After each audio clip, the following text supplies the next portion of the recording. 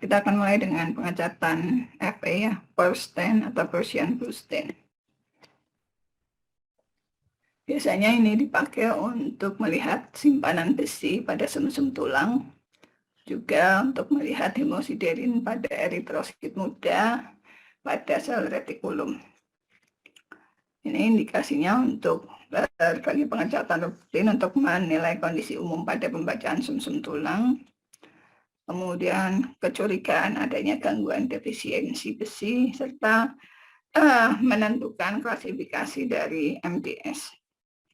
Kontraindikasi untuk pengecatan ini tidak ada. Persiapannya biasanya ada order, coding pembuatan preparat, kemudian penentuan preparat harus dilakukan oleh DPJP-nya, dalam hal ini adalah SPPK. Kemudian persiapan pembuatan reagen catnya itu dilakukan oleh analis, fillingnya dilakukan biasanya oleh administrasi laborat, bisa analis, bisa non-analis. Kemudian prinsip pengecatannya adalah ion ferrinya dalam hemosiderin mengubah ferrosianida yang berwarna kuning dan mudah larut menjadi berwarna presipitat biru. Kemudian simpanan besinya dibaca dalam 6 kriteria, mulai dari 0 sampai dengan positif 5. Nah, caranya adalah preparat hapusan dikeringkan dulu dalam udara kamar. Biasanya kalau untuk pemeriksaan untuk pewarnaan ini, karena tadi ya indikasinya untuk pemeriksaan pada saat kita melakukan BMP, pembacaan di sumsum tulang jarang dipakai untuk yang sifatnya rutin ya. Ini adalah pemeriksaan yang sifatnya khusus. Karena kalau rutin berarti dia tanpa indikasi pun kita akan melakukannya. Kemudian preparatnya dilakukan fiksasi dengan metanol absolut. Kemudian ada uap formalinnya selama 10 menit. Kemudian dicuci pada air mengalir kira-kira 5-10 menit, dikeringkan, besi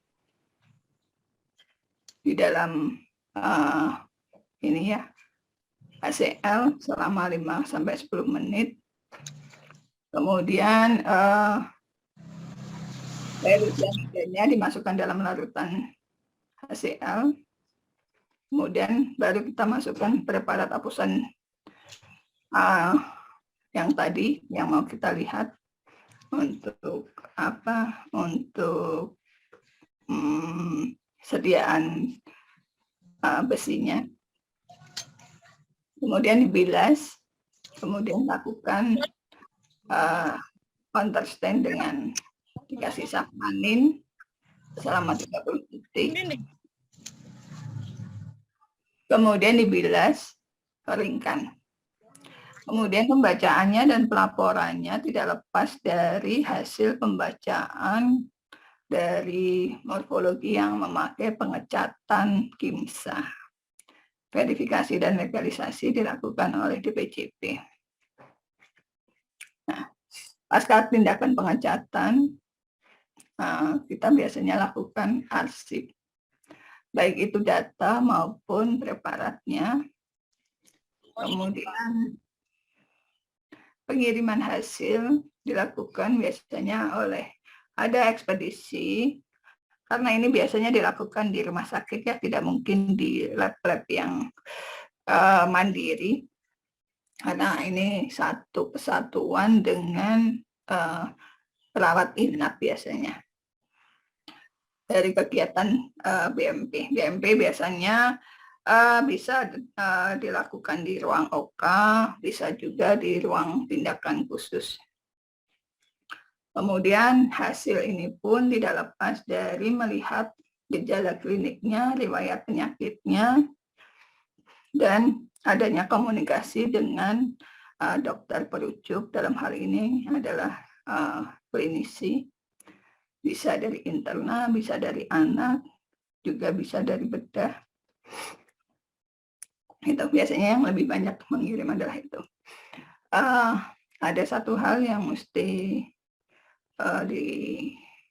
saya tekankan di sini adalah untuk pasca analitik, kita cenderungannya adalah lebih memandang bahwa pekerjaan itu ada di analitik. Padahal lab itu selalu ada pre-analitik, analitik, dan pasca analitik. Analitik itu risiko untuk sebuah kesalahan itu paling kecil di antara pre-analitik dan pasca analitik. Jadi tolong untuk semua ATLM, apalagi yang pernah saya bimbing, tolong untuk tidak bekerja hanya di bagian analitik. Karena dalam satu rangkaian pekerjaan itu adalah satu mata rantai yang utuh, tidak bisa separuh-separuh atau hanya mau taunya hanya di bagiannya saja, gitu. Karena ini adalah teamwork, ya. Tidak bisa kalau kita hanya bekerjanya hanya memandang bagiannya hanya itu saja. Kalau untuk yang di PNS mungkin ada butir-butir pekerjaan yang sebetulnya itu juga tidak lepas dari 3 rangkaian itu, yaitu pre-analitik, analitik, dan pasca. Kalau untuk swasta yang di non-PNS pasti lebih rigid ya aturannya, karena kalau di swasta sudah jelas bahwa kalau kinerja kita mungkin dianggap tidak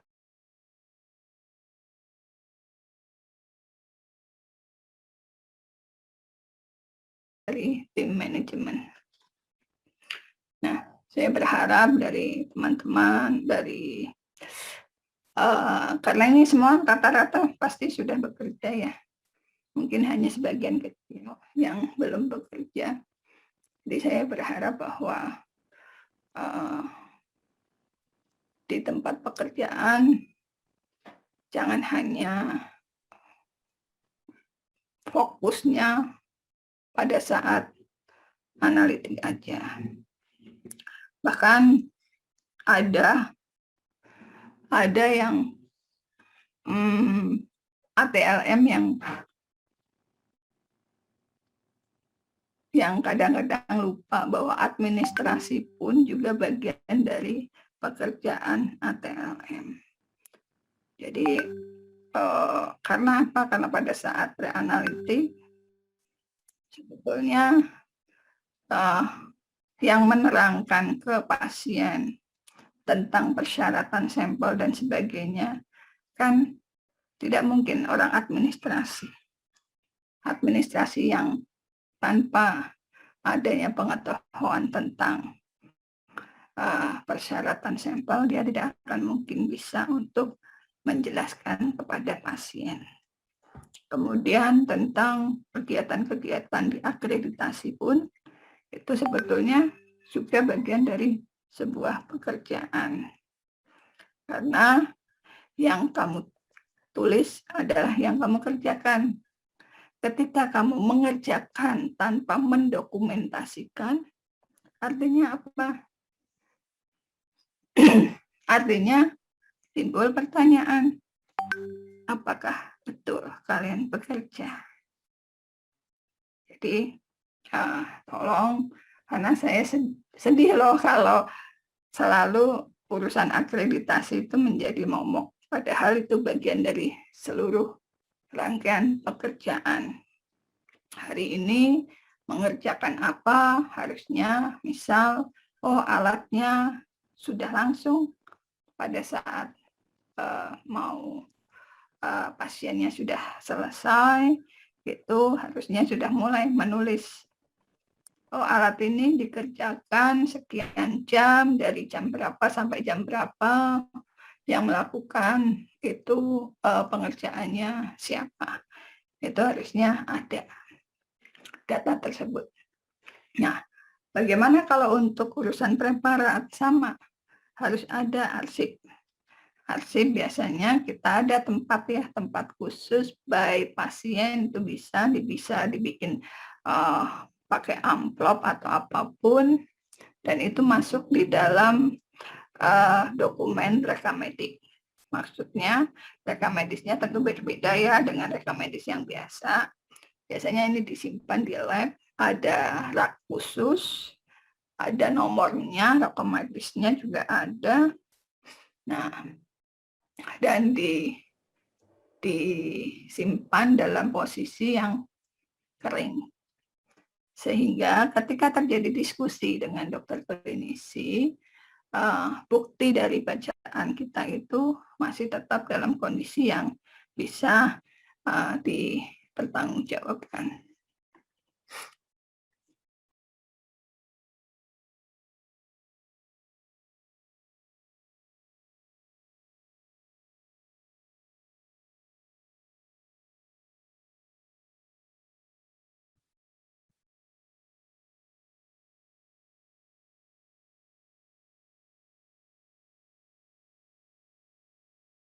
Bisa terlihat ya? Bisa, Dok. Bisa, Bu. Oke.